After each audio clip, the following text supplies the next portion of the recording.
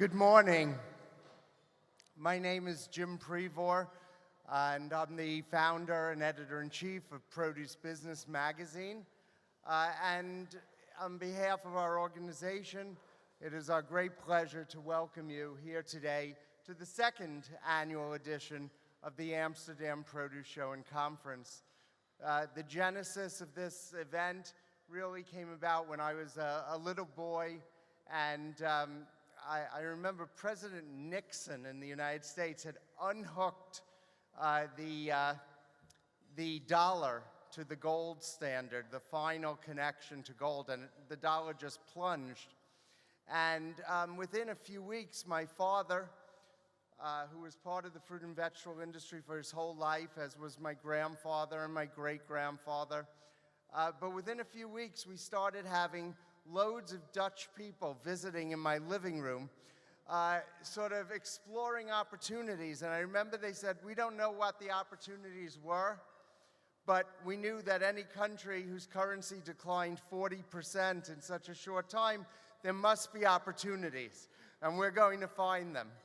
And so I came to admire the Dutch mind. And back about a decade ago, we decided to launch an event in New York City called the New York Produce Show and Conference. And the idea behind that event was to provide a more intimate alternative in one of the iconic cities of the world and one of the most important markets in the world. We were fortunate to have great success with that event, and we sort of spun off a new version of it in London, known as the London Produce Show and Conference. And of course, when we think about so many important things going on in the world of produce, when we think about genetics, when we think about controlled environment agriculture, when we think about logistics, when we think about those places that uniquely combine high-quality growers with innovative, thought-leading business people, where else is there to think of but the Netherlands? You're in a small country, and yet, astoundingly, almost a quarter of all the produce in the entire world that crosses an international boundary crosses into or out of the Netherlands, whether it is the massive port in Rotterdam serving as a portal for Europe, or whether it's the extraordinary production capacity of the vegetable growers here in the Netherlands exporting out. So it just seemed appropriate and right to find a way to come to the Netherlands, and we chose Amsterdam, not really the heart of the produce industry in the Netherlands, because of its iconic role in the world as an innovation city. Because what we are really about is going across the globe, bringing together the thought and practice leaders, whether they're from India, from China, from America, from Africa, and all across Europe and Latin America, and bringing these people here together in a place where they can share ideas, develop new strategies, build greater relationships, and of course do some business at the same time. We're extremely gratified by the response. Last year, when we had finished the event, we had over 17% more registrants before we even started this event. And last year, about 60% registered right at the event. So we'll certainly have more than 50% more people here than last year, but more important to us than numbers is who is here. And you really represent the creme de la creme of the industry in this region, and select thought and practice leaders from around the world. And I am just personally so gratified to be able to play a little role in bringing together such brain power to engage in commerce and to engage in deeper friendship, which is the root of so much that we need to do in the years to come as an industry. Our hope is that during the next day and a half, those of you who will participate in the trade show, will participate in the student programs, will participate in the media program. We have a seminar program at this event. I have to tell you, I go everywhere, from Tokyo to Cape Town, from Sydney to Shanghai.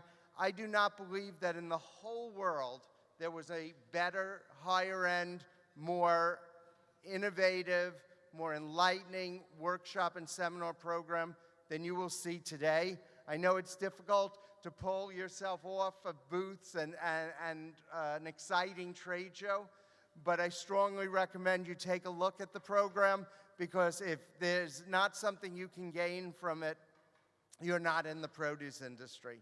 So it's really extraordinary to be here and be a part of this, and I hope that I'll get a chance to meet each one of you personally, and if you see me, you'll pull me aside, because I want to make new friends just as well, and this is really about that unique opportunity to deepen relationships and make new relationships, because we're going to talk today a lot about innovation, and one of the things is that innovation doesn't happen in a vacuum. And we're going to talk about not only the fruits of innovation, like new products and things, but what are the preconditions for it? And one of the preconditions is the ability to share great ideas and interact with great people from all parts of the supply chain. And we've managed to gather those people in this room and later in the expo. So thank you very much for being here. It's really a great honor.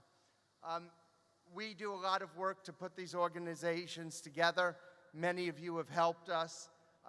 Nobody could do this all on their own, and it is impossible without the help of really important people who are willing to get involved, not only with their time and effort, with their connections, they help us, but also to help support this as a financial endowment in helping the industry. And there's select companies that are willing to make that leadership role and seize that leadership role. And we're exceedingly grateful for the opportunities they provide all of us. I'd like to introduce, in fact, one of those people. He's going to show us a brief video. This is our primary sponsor here this morning for this breakfast. So they're the ones who really bought you breakfast this morning. It's our friends from Les Domaines in Morocco. And we have here Amin Mamou, who is the Deputy CEO of Les Domaines Export. And it's a great honor to call him up to the stage to say a few words and share with you a little video about some of their activities. Thank you very much.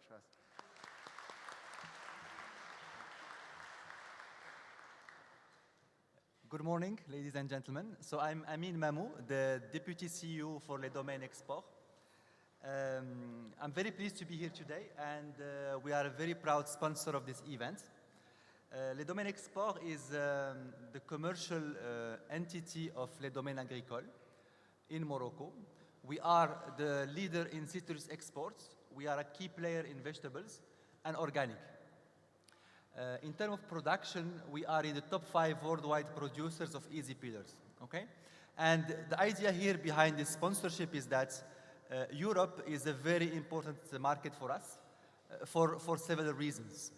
Number one, Europe historically has been and is a natural market for Morocco. As you may know, there is only 14 kilometers between southern of Europe and northern of Morocco, so we're almost in the same continent. The other important thing about Europe is that Europe imports a lot.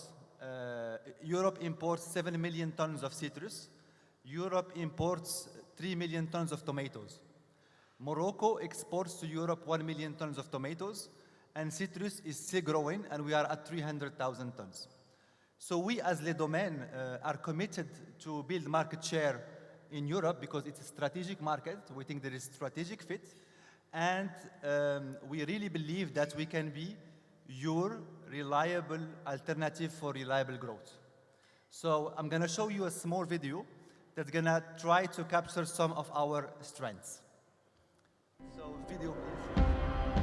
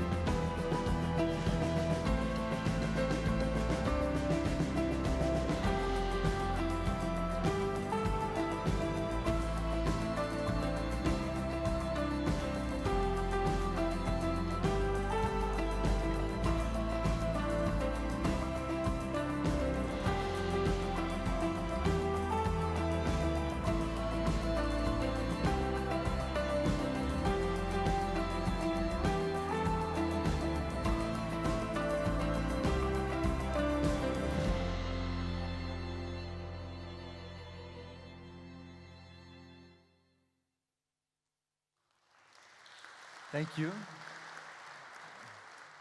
So we hope that this video captures some of our key strengths. You will find on the table some clementines. We've tried to make you travel throughout Morocco. If you read back on the black label on the back, you have different regions from the north to the south of Morocco where we are present, and you have different flavors of clementine.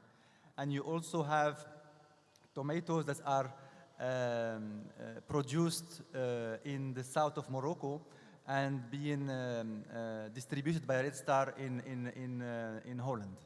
So thank you very much. We're going to have our booth, and you will be more than welcome to stop by to talk to my team or myself and answer any of your questions. Thank you.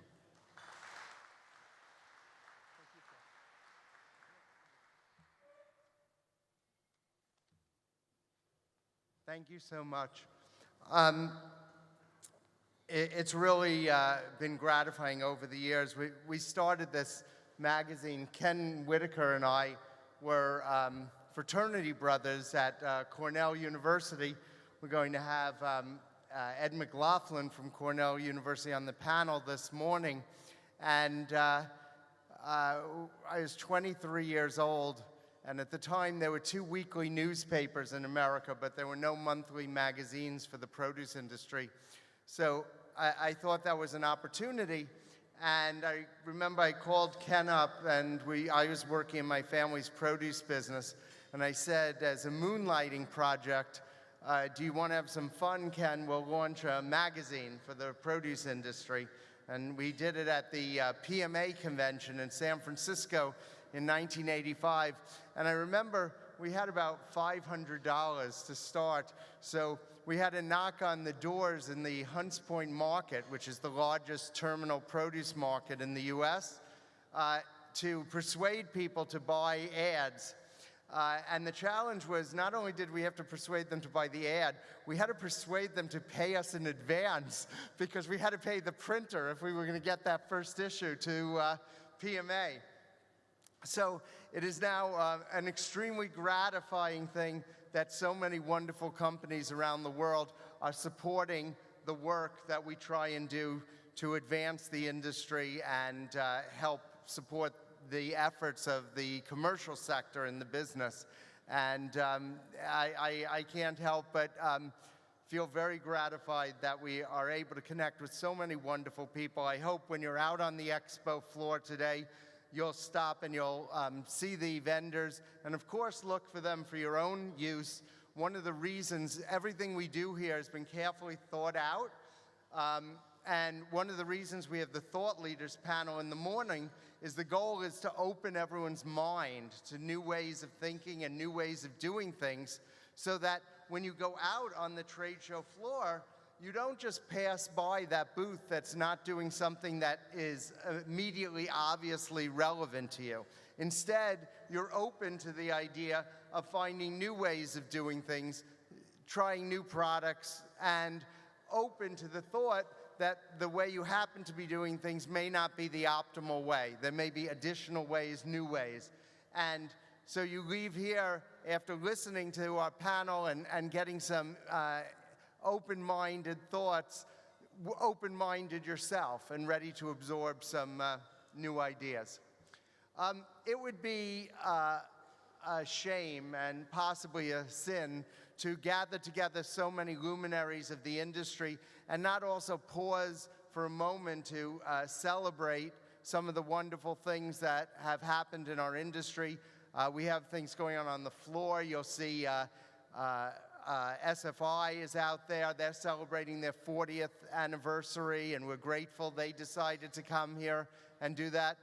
But I'd like to give some special recognition to one particular individual who we are fortunate enough to have here among us this year. There are really very few people in the industry, in the whole world, who you can say created a new industry, and who you can say that this business would not have existed, did not exist, until they chose to find a way to make it exist.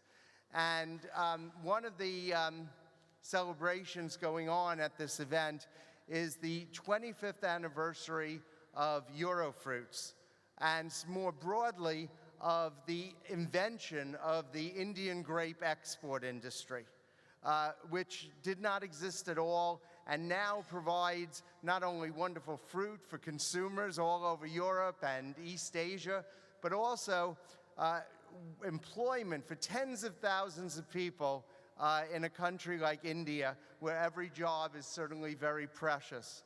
So if I could call up Nitin Ardawal to come up to the stage for a moment. We have a little presentation we'd like to make, Nitin.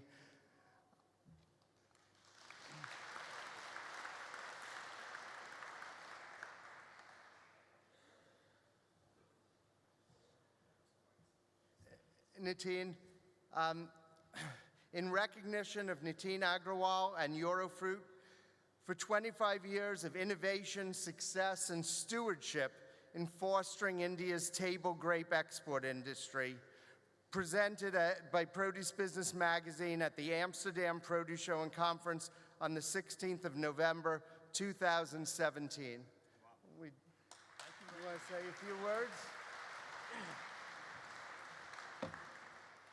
A very good morning. This is almost a big surprise to me. I was here expecting to listen to some great experts from the industry. And thank you very much for inviting me for this wonderful show. And this is first of its kind of a show in Amsterdam. So we very much welcome this because Holland is definitely one of the most important centers for distribution of fresh produce. And to have a show like this in Amsterdam is very much welcome. And thank you very much for this special honor. Thank you very much. I appreciate it. Thank you, Nitin. And among the seminars going on today, Nitin and I will be having a conversation on the floor discussing both the history of how this new industry was created and looking ahead to the future and what it holds for the export of Indian grapes. Nitin said that he started being teased by produce industry members around the world. I wrote a column and I described him as the George Washington of the Indian grape industry. And he showed me a bunch of texts and emails in which he is now being called George Washington by everyone from Tokyo to America. So if I could, we have to go on with our panel. If I could ask our panelists to be so kind as to come up to the stage, and we'll get going. We have not much time and a lot of brain power to mine. The stair up here for...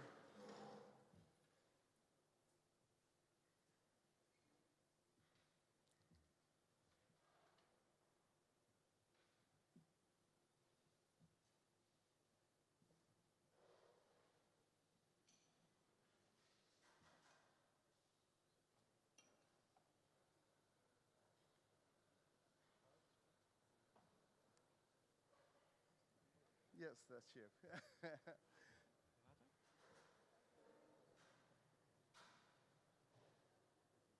All right. We're pleased this morning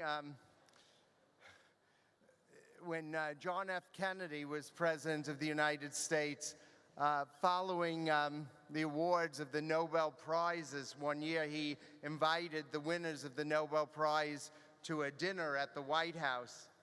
And he, in addressing the dinner, said that this was surely the greatest gathering of intellectual firepower ever to be present in the White House for dinner, with the possible exception of when Thomas Jefferson dined alone.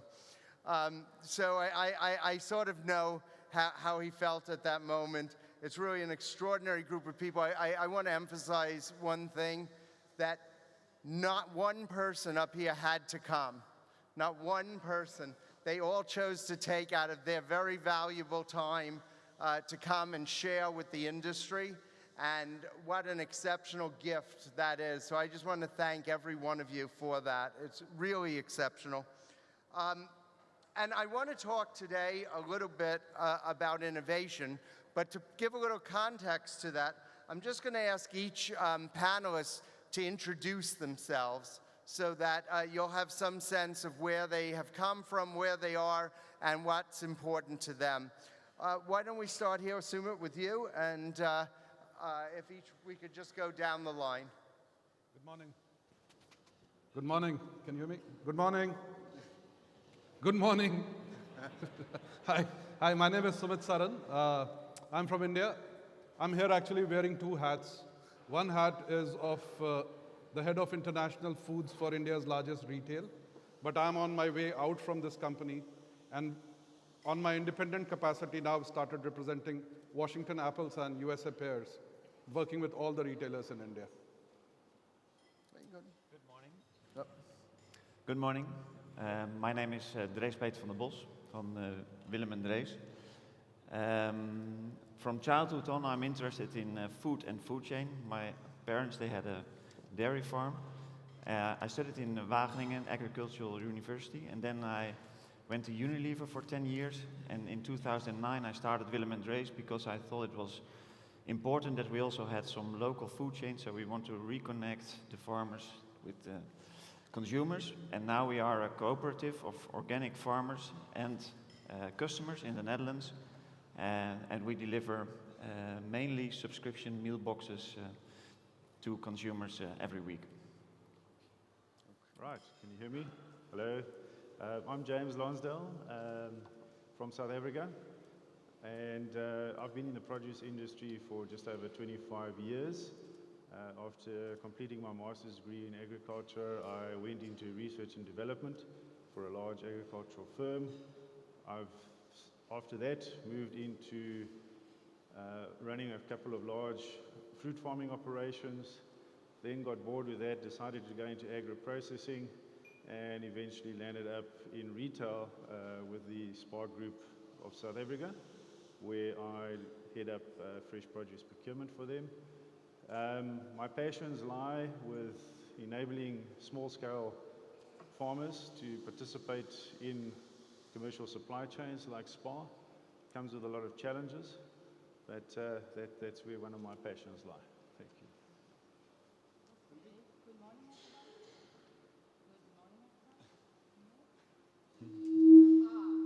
Okay, I think it works now. Good morning, everybody. My name is Cindy van Rijswijk. I work as a fresh produce analyst for Rabobank. Is her mic working? Can you hear her?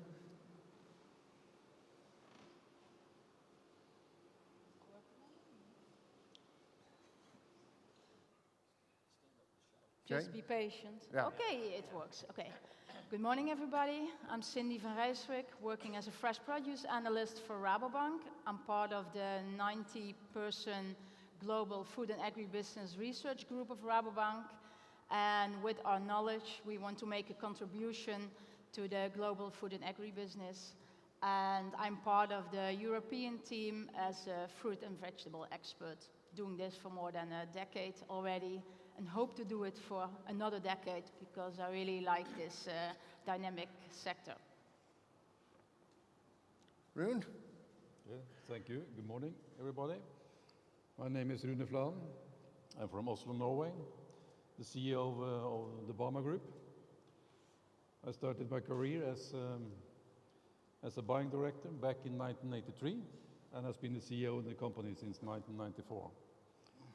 Bama is now a company, not only in Norway, but also operations around the world, with totally 1,400 producers delivering to our system. Terrific. Professor McGough.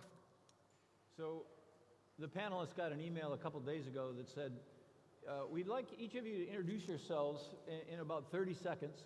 We'd like you to tell your name, your company, what it is you do, why you got interested in the produce industry.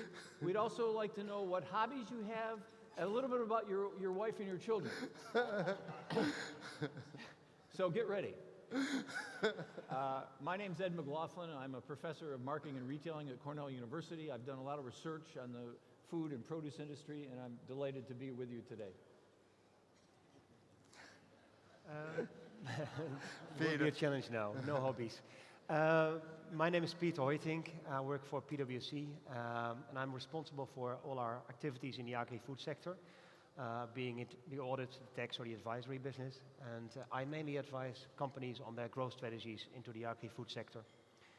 And happy to be here. Hello, good morning. Welcome to you all. My name is Michiel van Zanten. I work for Albert Heijn, which is a great, one of the greatest retailers in the Netherlands, part of Ahold.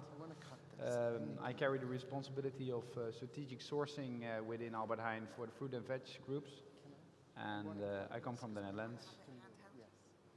Good morning, everyone. I'm Diana Dobrev from Romania.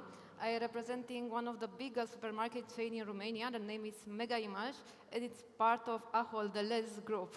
I'm taking care of fruits and vegetables for more than 13 years. Good morning. My name's Tim York. I'm used to being the last. A guy with a last name starts with Y, I'm always the last. Also the last chosen on the sports team, but that's another story. I'm with Marcon Cooperative. We're based in California. Like Produce Business Magazine, we launched at the PMA in 1985. We are a group of family-owned broadline food service distributors in the US and Canada, and we source fresh produce for them. Terrific. So you see we have a very, great. Can you hear me? Great.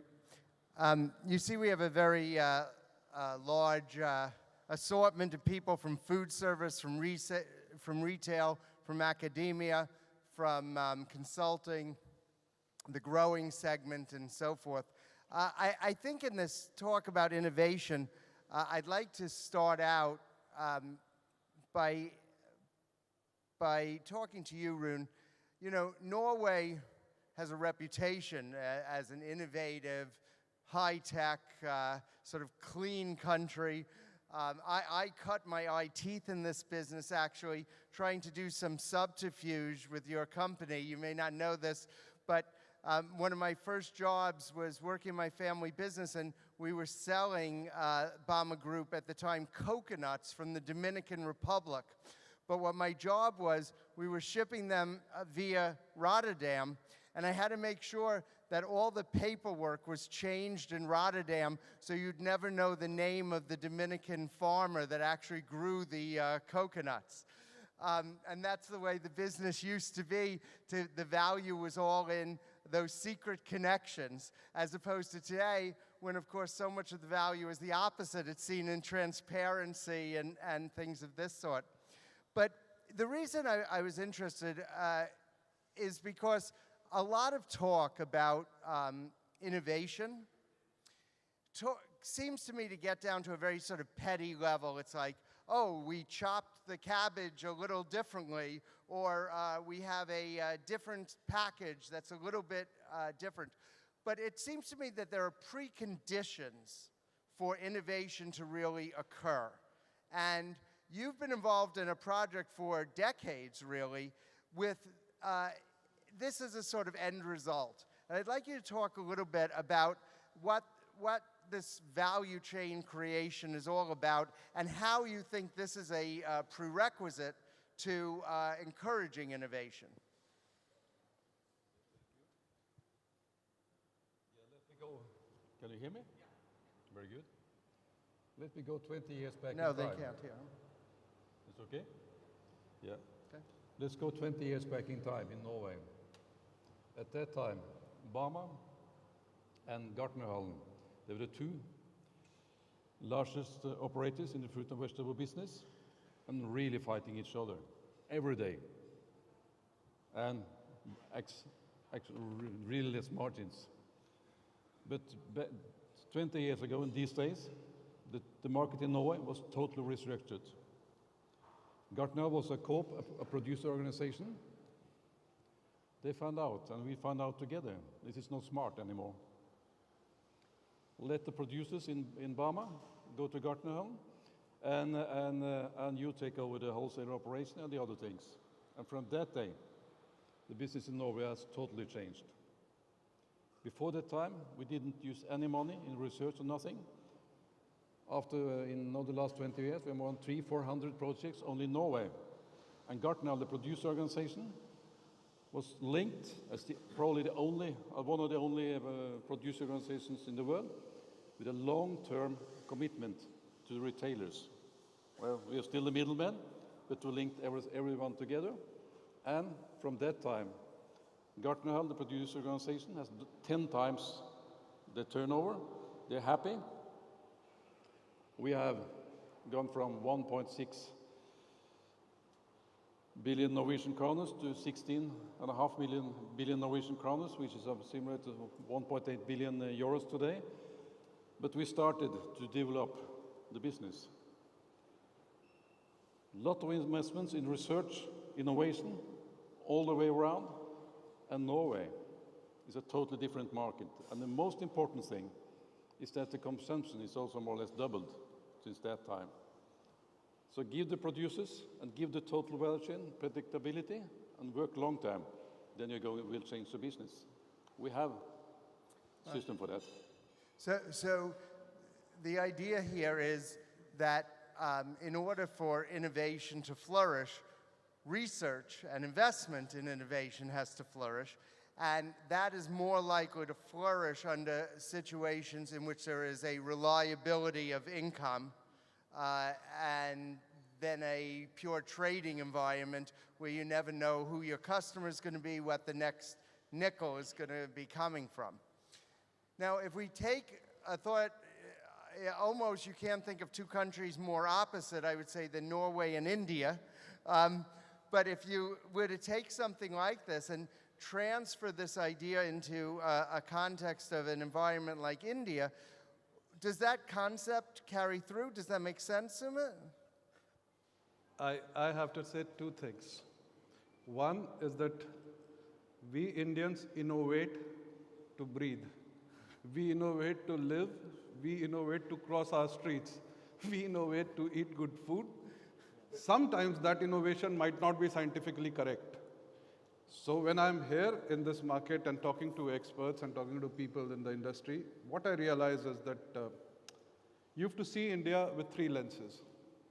India as a supplier, and it's a large supplier into this market and through this to Europe, especially for things like table grapes and pomegranates and some other products that I see now.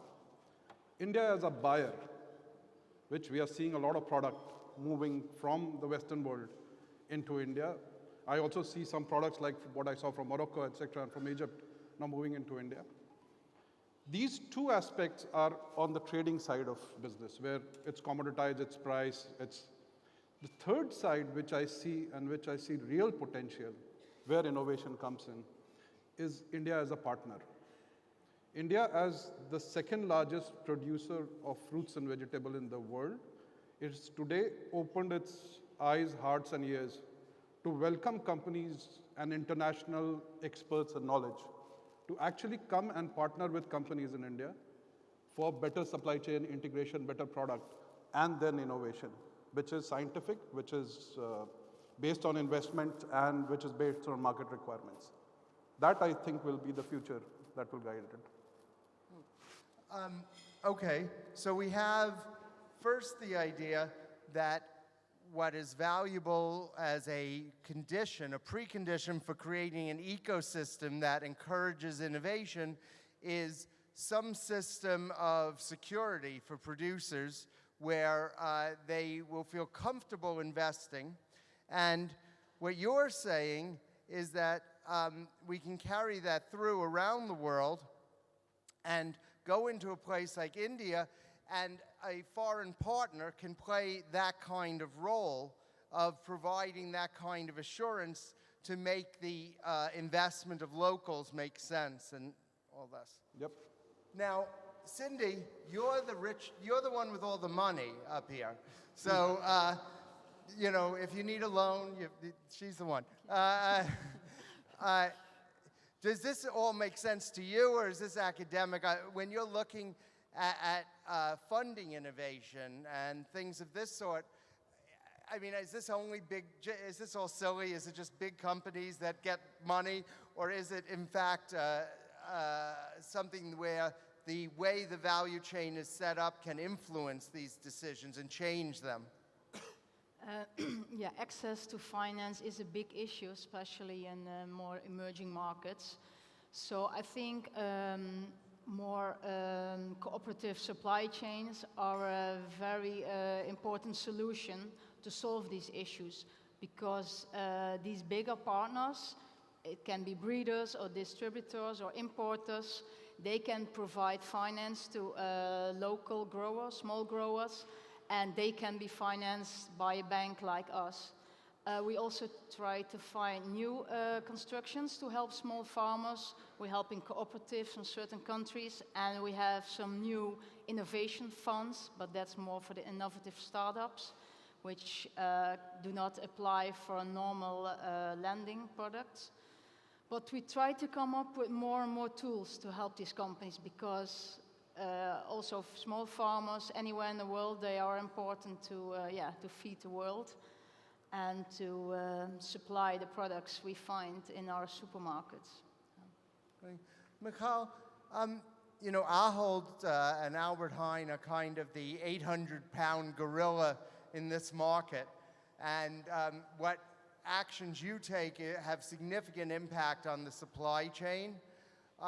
Do you feel that the way that you're procuring has changed over the years? And would you say that it is creating the kinds of preconditions that they're talking about, where producers feel comfortable investing to come up with better products, more innovative products, and be of better service to you and consumers? First of all, I don't think that our way of procurement has been changed over the past few years. What I do see is that consumers want to have products that they used to have just seasonally all year round. And therefore we need to actually complete our sourcing calendars over the year to fulfill those needs. But the way we source is with high commitment. So we also put our dependency in the hands of fixed growers in the lands of origin. And I think that creates a commitment in both ways, where it's easier for growers, also suppliers, to invest in new techniques or new varieties that in the end also serve the consumers. So that was your first question. The second question, I have to repeat because...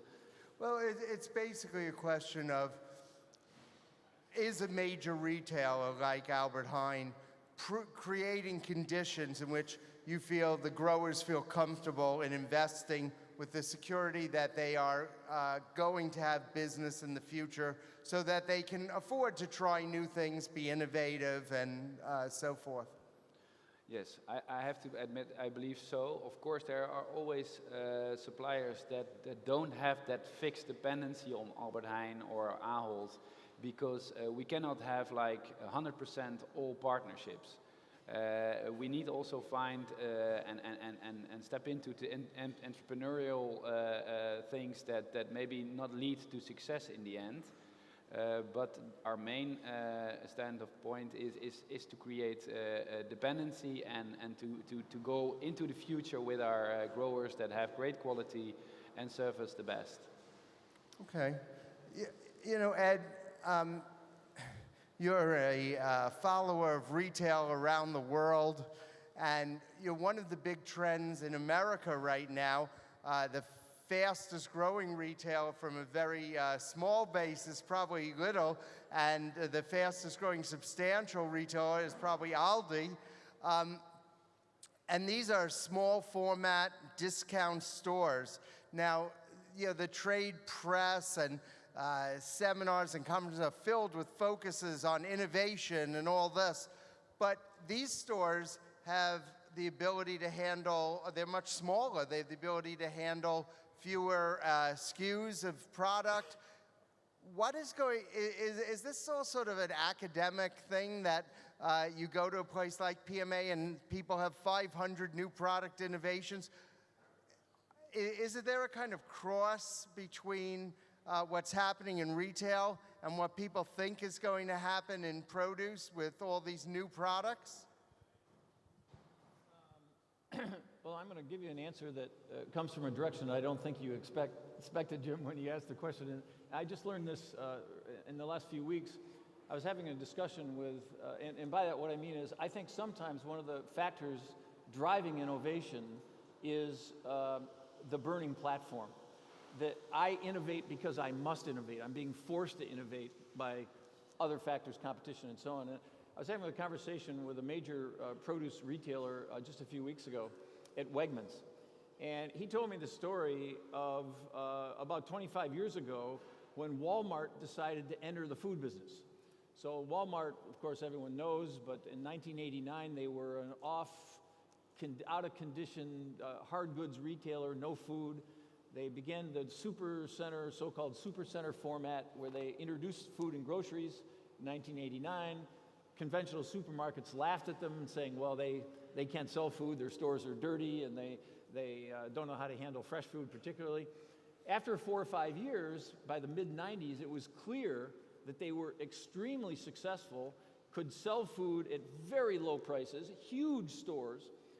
And Wegmans, which is a little bit of a bellwether retailer that many of you know, even in Europe, it works a lot with Jumbo here in the Netherlands, was in a share group with other retailers in the United States that were non-competing. So especially 25 years ago, there were a lot of regional retailers in the US that shared ideas because they didn't compete with one another.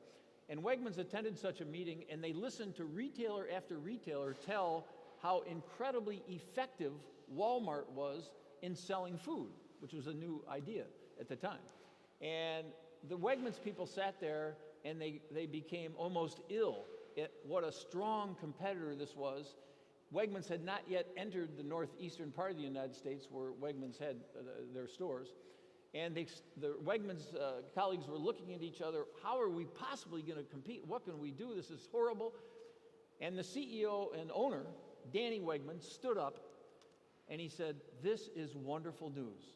This is going to make us a better competitor. We are going to learn how to do things that we never dreamed that we'd have to do before. And it turns out he, of course, was right. And most US retailers, conventional retailers, would probably agree that they know how to compete.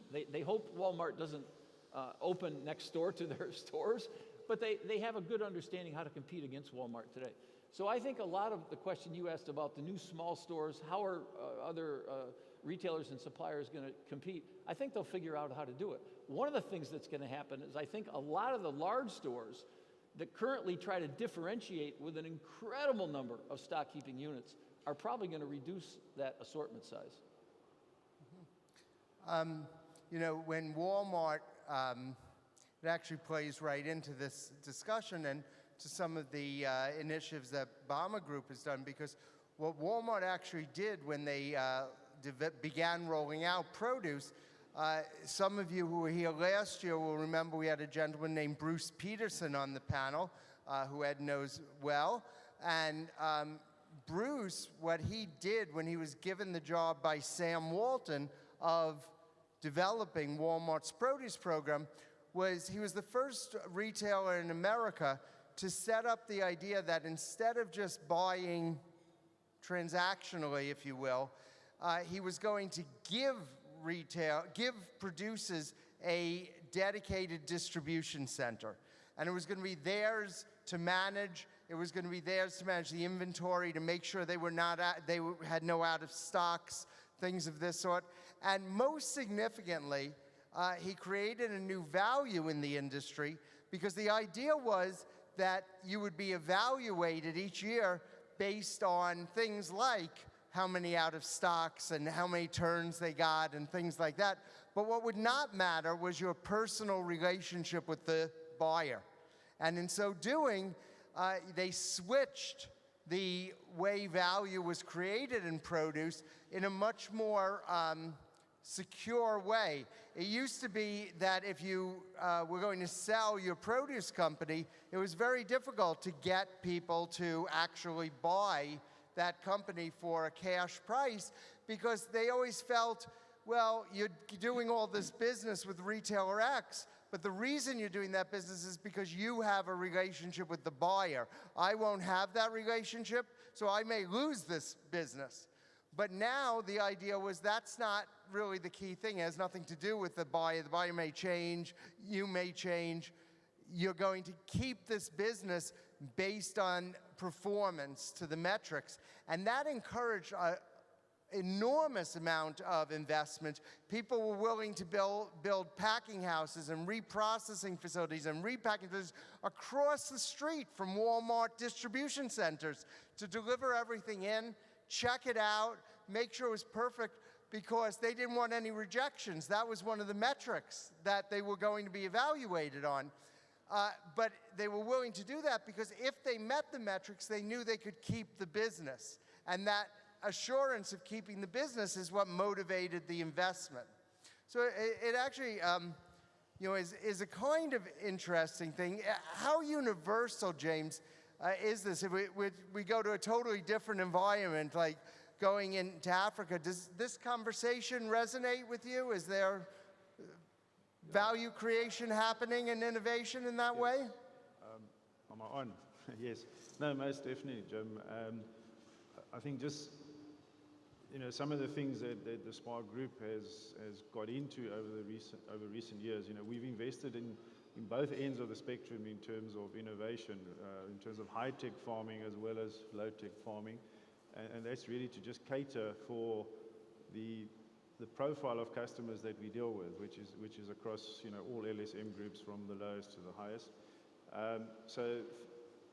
And it's all around sustainability, and it's all around trying to shorten supply chains and make supply chains more cost effective. So I think if we look at something like supply chain, traditionally retail supply chains in fresh produce have been very long. Where you have product being grown in a rural area, transported into a major city center where the distribution center is, and then sent back to that rural area the next day, traveling a whole lot of kilometers. And one has to question, is that the right way to do it? Is centralized procurement the right way to do it? And SPAR said no, and we decided to start looking at shortening supply chains. We came up with a concept known as rural hubs, where we effectively set up assembly points in rural areas, which are probably thousands of kilometers away from the cities. And from those centers, we then distribute produce into the local stores. We have invested back into the farmers that are involved in that process, whereby we've tried to incorporate small-scale farmers. So we've had to do a lot of training and development with those farmers. But there's also technology that goes with that, where we look at things like hydroponics and that type of thing to try and improve their production. Okay. Pete, we talk about innovation, but you can't innovate sort of in general. You have to innovate in specific ways. And you talk about like long supply chains and things. You've been doing some really interesting work with what is probably the hottest topic in the whole world on innovation, which is blockchain. Could you explain a little what exactly blockchain is and how is it going to transform the world? In 30 seconds. In 30 seconds, that will be a challenge, I guess. But simply said, it's a blockchain. Simply said, an electronic version of a ledger. Everyone who's done any accounting before, you basically do all the transactions. You put it on a secured block, which is, let's say, a data set, and send across multiple of computers. By doing that, it is, and there's a crypto access to, so you can never change the transaction, and that's the very positive side of a blockchain. It's impossible to change it. Now, one of the things that we've been doing is, as a comparison, in the protein supply chain, we're now able to use blockchain by linking DNA information of a cow or a calf or whatever livestock, and link that directly to a blockchain. So from the moment of birth, we could follow that animal all the way until the grocery store in the Albert Heijn's. Now, by doing that, we've got a 100% secure, transparent supply chain. Now, that's, I would say, an innovation that is adding a lot of value to a real consumer issue, namely food trust and security. So that's one of the applications that you see for blockchain. But there's another one, because we spoke a bit about supply chains. if you talk about global trade, which is, I would say, one of the things that I'm working on, how can you expand in other markets? There also you see that the applications of blockchain could help, for instance, by, you talked about filling in all those documents when you ship to Rotterdam and out. Now blockchains can help make that much more efficient and much more effective. So that's one of the parts that you see, blockchain adding value to. Okay. Diana, you're from a kind of up-and-coming market. Everyone's very interested in what's going on in Eastern Europe. And do you find this conversation at all relevant to what's going on there, or is it still like the Wild West there? We're buying Tuesday from one guy, Wednesday from someone else because they were a quarter cheaper. How do you work? I invite you to come in our store, Okay. and you'll have other opinion. So Mega Image is trying to come every time with new food experience for our clients. So we are keen all the time to find novelties and introduce them in our stores. I introduced last year the winner of Fruit Logistica Berlin, the genuine coconut. I don't know if you saw it. And it was very well welcomed by our customer. All the time we look for new products to introduce in our store, and the response is always positive. Right now we are really busy introducing Automato machine, which is a dispenser for candy tomatoes.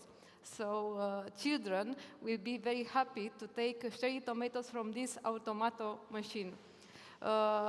Yes, you have to see. It's really a novelty, and we barely wait for have it in the store.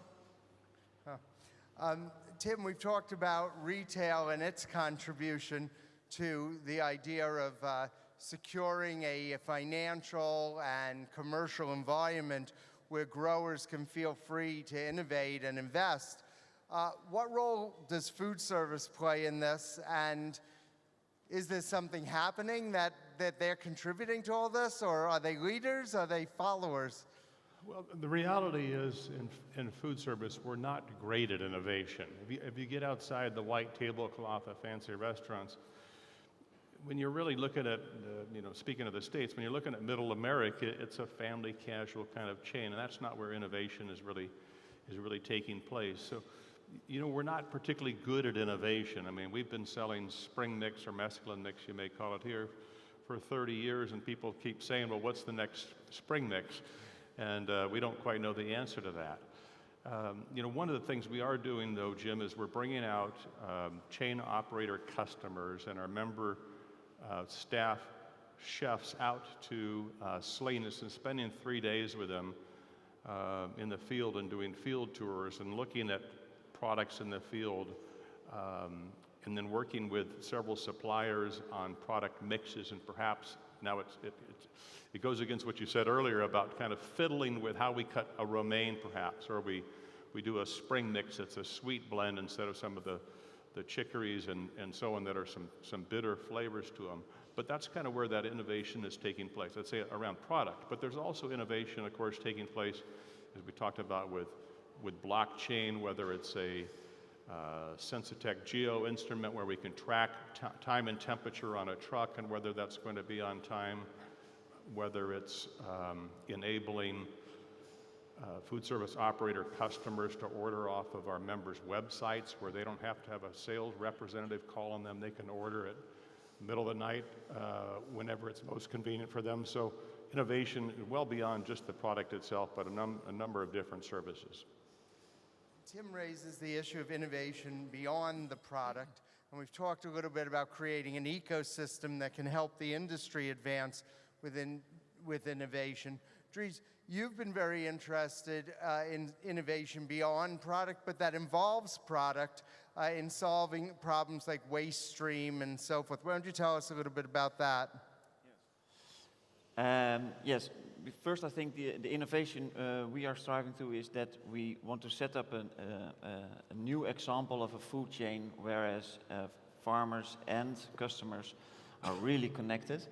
And we also think that that when it comes to how people will eat in the let's say the coming decades, that we have to be more self-sufficient within certain regions. And in our cooperative with our organic farmers, it's easy to put, let's say, the A class of products into our boxes, but we are also very busy with the rest streams, because one of the main challenges also is that we have to do something with all the waste we have in our food chain. So, for example, I met my pumpkin farmer a couple of weeks ago, and from his 6 hectares of pumpkins, more than 40% came up with some green spots. So the orange pumpkin wasn't orange, but they had some green spots. So now we are buying all these pumpkins from him, and we are processing it into fresh soup. So we put in the coming winter these soups into our meal boxes, and we do that the same with our tomato growers, etc. So what we try to do is innovation also on make money out of the whole stream, also the waste production. Well, what this is saying and contributing to the ideas that Rune gave us initially, part of that ecosystem that assures a grower that they're going to be able to make it and that investment is worthwhile is that God has not yet chosen to grow the specific size and grade of apple that Albert Heijn might want to put on their store shelves. So it's important to find markets for all the products and all the grades and all the sizes, and what you're referring to is a way of assuring a return on investment by finding utilization for this product. There's a very big problem around the world. In the US, for example, if you go to Washington State, go back 30 years, there was a significant market for apple juice, for example, apple sauce, and it was par for the course when apple growers were producing that they'd be producing for all these markets. They'd expect portions of their product to go to these markets. The problem is we have new challenges. We can bring in apple juice from China now, and it's very inexpensive.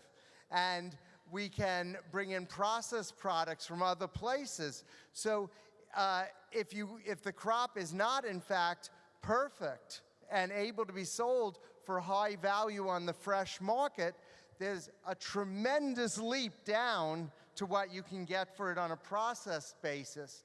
So there's a great challenge for the industry in how you can create returns that make sense for growers for product that may not be, retail ready, if you want to say that. Another part of innovation, of course, is dealing with trends. And Rune, your company made an investment in a company.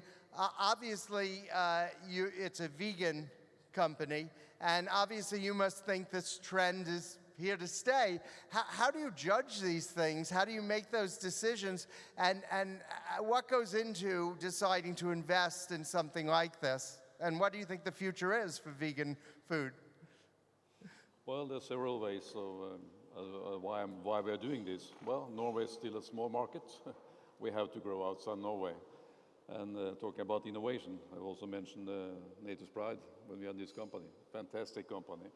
But back to what you're asking about, the latest investment we have made in Sweden. We have found 2 chefs. They have developed a concept, vegan concept, with a fantastic taste and a consistent that nobody else has. So that, one thing is to grow outside Norway, but the other thing is that we can use also vegetables, because food waste is in top of mind everywhere now. We just made a research in Norway, a consumer research, telling that 38% of Norwegians are throwing less only than last year, and we had the same the year before. So we just have to find solutions all the way. So this is one example. We really believe in this company. We already listed all retailers in Sweden, but we also will take this to other markets. Another thing, about trends. You're talking about Fast, healthy, and sustainable. That's really the mega trend everywhere. We now introduced a salad bar concept in Norway. We'll place something like 750 salad bars in a couple of years. But you already see that the best locations, you can add another 20% turnover on the fresh produce department. And this is really because it's a trend, but all markets are different. I do not think that the salad bar concept will be good in Holland because they're so good already on complete salads, everything. So, but we really see a mega trend there in the healthy and sustainable business. So it's, yeah. Mikkel, how do you feel that, what do you feel the role is for a retailer like Albert Heijn in working with growers and producers on product that is not necessarily what you had intended to be selling? Perhaps the crop is running larger or smaller than sizes than you had anticipated or standard. Is there a role, or is it just this is what we sell for the consumers and this is what you have to produce? How do you deal with those issues? Well, thanks for giving me the chance, because I was already about to interrupt you about the things about imperfect fruit or veg. I think a couple of years ago it was truly so that we were aiming on having the perfect specifications. But nowadays, actually, the last two, 3 years, we experimented with imperfect fruit or veg, or how you can call cuddle fruit or cuddle donkey veg. And it has been an extremely success.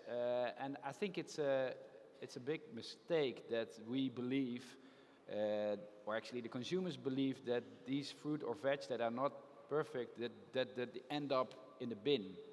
Because they don't. They have always been going to industries that will be making products of it. But I think for the retailer, it's first of all the objective to increase the value of those products, and that gains turnover. But also nowadays, consumers embrace those products, and actually we have a shortage. And I can say, well, Maarten, one of our service providers, is within the audience. He will admit that we have a box of, what to say, donkey. We call it actually buitenbeentjes in the Netherlands. That's expression is hard to translate, but let's say donkey fruit. And these boxes just run out of the business like hell. So we do take our role in that, and I think the other point you made is how can we actually get in the role of the growers or the producers to make those things happen, is that we already bring those people more and more in the shops, because I think the consumers have forgotten where their products come from, and they really like to be informed. They want to have everything transparent. So actually we have set ourselves the target to get the farmers or the growers in the shops. So make pictures of them and sometimes invite them in the shops. People really like that, and consumers, they actually went from grow your own, as we did a big campaign last year and the year before with little seeds that they can grow themselves, and they actually were aware of the fact that it's damn hard to grow fruit and veg. So that's one gain we already got. But now we took a next step, and which is more interesting for consumers to do, is harvest your own. And well, people will see if they join the tour to Purmerend, one of our Excel stores in the afternoon, I guess it's today or tomorrow, that we actually invite consumers to cut off their own herbs and weight them themselves, and then go to checkout, and they like it. It's still a concept that we have to improve and develop further and further, but it already connects with new technologies in the chain, like vertical farming, But it's smaller and it's closer to the current growers, I believe, but also closer to the experience of the consumer. And we also like to give the consumers, from Albert Heijn's point of view, an experience to make a healthier life. Mikhail's referring, tomorrow we have a series of regional tours, retail, food service, port and logistics, production, and anyone who's interested, you can ask at the registration desk about those for Friday. And included on that is the store that Mikhail is talking about, so if you want to clip some herbs, head on over. James, is this a priority for a retailer such as yourself down in Africa to be thinking about something like this? Look, I think in terms of the ugly vegetables, it's not a big priority at this stage. There's a few niche independent retailers that have tried it and gone into it. I think the jury's still out whether it's going to work or not. However, there is a market in the processing industry for any product that doesn't meet retail spec. It either becomes juice or it becomes soup or it becomes cut veg or something like that. So, but I'm sure it will come eventually. Yes, yeah. Assume that in a country like India, you're now representing American apples and pears. These must be comparatively luxury items compared to many other items that are available. How is it received by the people to be importing these types of items into India? Well, the market has absolutely exploded. And I don't know how many of you have traveled to India. There is one thing very unique with India is that while in a city like a Bombay or a Delhi, poverty will stare in your face. You can be at the best hotel in the country and you step out and you will see extremely poor people. But affluence is also equally widespread. So you can go to the remotest part of India and you still find rich people. And that middle class India, about I would say 300 to 350 million people, is what is driving this change. 350 million people is a lot of people.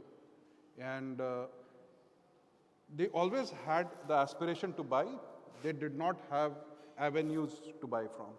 And that's where modern retail has come in. And that's where we are taking Washington apples and USA pears to now tier 2, tier 3 cities. And every place we go, we find the response equally amazing. Unfortunately, there's still 700 million people who cannot afford it. But 350 and growing at 30% a year is still a very sizable population. Ed, we talk about a lot of these ideas, and I get the sense that although there is a lot of global companies, when it comes to the produce industry, most of their operations, there have been some efforts at global procurement and things like this, but they seem not to really coordinate that well. Albert Heijn is here. They have a bigger division in America than they have here. And, I don't think there's very much joint procurement and things like this going on.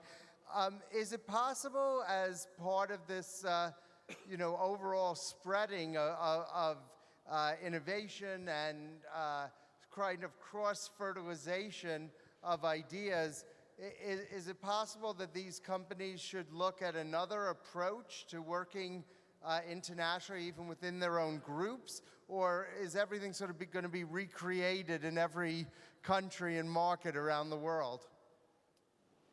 Well, that's a question I don't really think I know the answer to, but I will say that as retailers become more and more concentrated, consolidated around the world, and Ahold Delhaize is a perfect example. They require such volumes of product, especially on a promotion or on a weekly basis, that, and Miguel, you correct me, but I don't think any supplier in the world can supply both the US and Holland with tomatoes or pineapples or any commodity. And so the supply chains have remained somewhat regional. Suppliers also have become more concentrated, so you pick almost any commodity, apples or onions or tomatoes, and there's fewer and fewer suppliers controlling a greater and greater portion of that particular commodity, but they haven't, the consolidation of suppliers has not kept up with the consolidation of the buying side. So I think produce being perishable will continue to have huge niche opportunities and probably the best opportunity in the whole supermarket for further differentiation.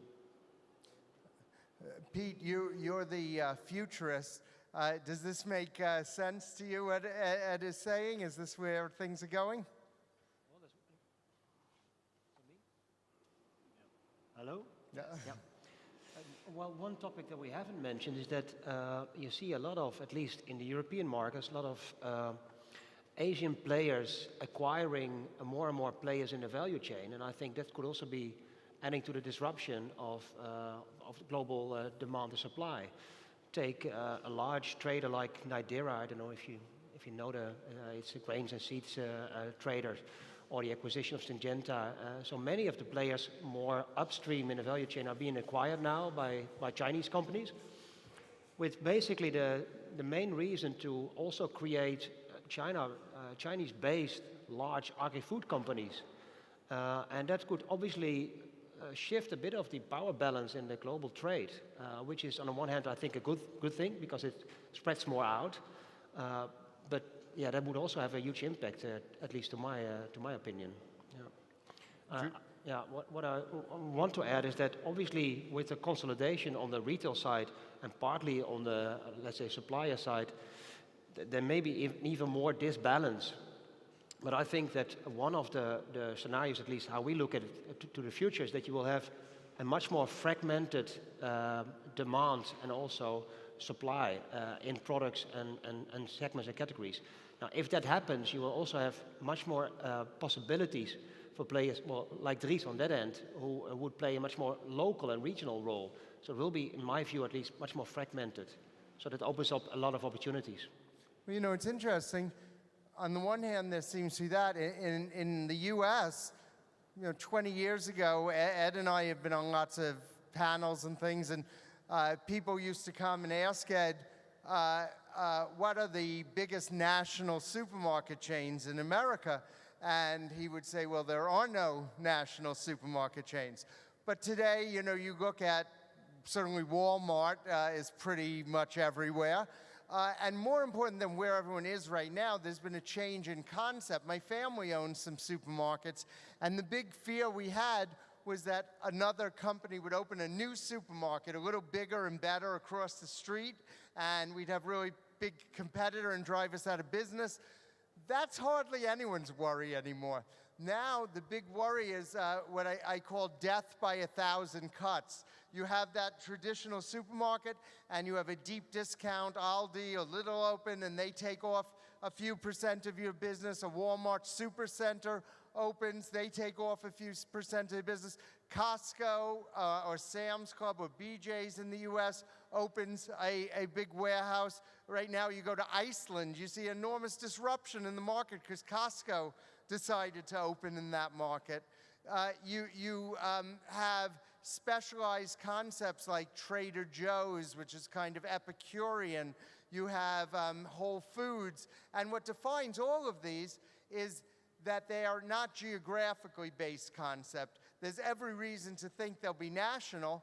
Now, some of them, like a Whole Foods, because of the demographics that they need, if Amazon doesn't change them, are not going to build 5,000 stores in America, but they'll be national in all the high demographic areas. So, although on the one hand, there's all this talk about food hubs and going local and things of this sort, you also have this movement to a more national and international environment. Does this kind of talk scare you or encourage you, Dries? It encouraged me. Because we're optimists here in the Amsterdam Produce Show. Yes, I think when you look at the consumers, they are more and more interested in food.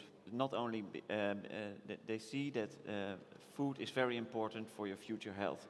So they really want to know what they are eating. But on the other hand, they also see that the way we produced food the last 50 years, we have to really change that in the coming 50 years. So, because we are exhausting the planet, so we have to change things. And a lot of people, they see that they want to have the food in their own hand. So, and yes, also, let's say, all these international companies, they can play an important role in that transition. But I also think that, that we, as an example, we can be an example at how it can also be. And I think in the end, there's place for everyone, and we will inspire big companies, and we will benefit from the technologies that like blockchain, etc., because that's for us also important, and that's for us easy to make this a sustainable market and a profitable market also. Okay. Diana, is this the priority for your consumers too, when we're talking about things like the environment and saving the world? Are these what they think of when they're shopping in your stores? Our customers are very preoccupied about local products, and we try to bring them a lot of local products. We have some special project in this direction, meaning that in 2013 we decided that it's a time to have another approach regarding local production, because we are confronting with difficulties in having enough quantity, especially quality, in local veggies. So we decided to think about a long-time partnership with the growers and to have some help, specialized help from agriculture engineer. So we make a procedures book for our growers. We establish what is the guideline for production, what treatment, what seeds, what fertilizer they should use, and how much quantity they should use for their growth. In this way, we can have to offer our customer local veggies which are safety and which are very tasty. Because when we select the seeds for tomatoes, for example, we are looking first of all on the taste for that tomatoes. This was a very ambitious project for us, without precedent at least in Romanian market, because we are controlling everything from the seeds till the products are on the shelf. The growers are all the time visited by our engineers. They know exactly how much quantity they should supply us and when they should supply this. They have also the prices for entire year, so they have to be focused only on producing after our condition, let's say. Tim, you have built your reputation, really, in America on two strong issues: food safety and sustainability, and bringing those to the produce supply chain. A lot of this has been in association work that goes across the industry, but a lot has been through your own company and organization. Mm-hmm. Do producers show a willingness to invest in these things because you demand it of them, or do you feel that they're on board with the concepts and ideas that you're promoting? Well, it's really a matter of where they are and what we can bring them. So, you know, when we talk about local or regional, we really have a combination of, say, Taylor Farms we use for virtually all of our pre-cut items, but we use regional suppliers for our hothouse tomatoes and for our mushrooms. We're in very little local product because the growers typically, of a true local grower, isn't willing to do the things that we ask of them from a food safety standpoint. And so when we're working on local, we typically find that we're working more with somebody like a Duda that has operations not only in California, Arizona, Florida, and Michigan, that we can work with them with the same standards that they grow in California out of Michigan. But they're really kind of one of the rarities. We do get challenged of finding local growers that will follow food safety standards that are common protocol across at least California, Arizona. And that's limited to some degree our ability to work with the local. But also local doesn't really translate well down to food service for the most part. Okay, well, we're coming to the end of our event. We have a fantastic program waiting, a ribbon cutting in the other building. It's been an incredible experience. I always find in life that usually it's the one with the money who gets the last word. So we'll let Cindy close us out here. You've been listening to this whole discussion. How would these ideas favor or flavor an analysis of whether something is worthy of investment and worthy of supporting financially? The good thing is I see a lot of positive developments in the fresh produce sector lately. At least now there is room for differentiation. I think a decade ago it was all about a more commoditized sector. So I think it's very positive. There's, like Dre said, there's room for a lot of different things in the industry now. So there's room for a lot of different companies and different investments in the industry. And that's a very positive thing, that people are willing to pay now for a good product or something different or something local or sustainable, whatever it is. So. Well, thank you very much. You know, there are a lot of things that come out of these events. You never know where they're going to come. Yesterday, I was at the cocktail party. A gentleman came up to thank me. He's working with the Beats organization. He said, "Oh, it's thanks to you. Well, I met them at this event last year, and that's how I got my job." So you never know what is going to come out of things. But being in the mere reflected personage of such minds and such experience is such an incredible privilege in my life. And I can only thank all of you for coming here to share it with all of us. If we could have a hand for our thought leaders today.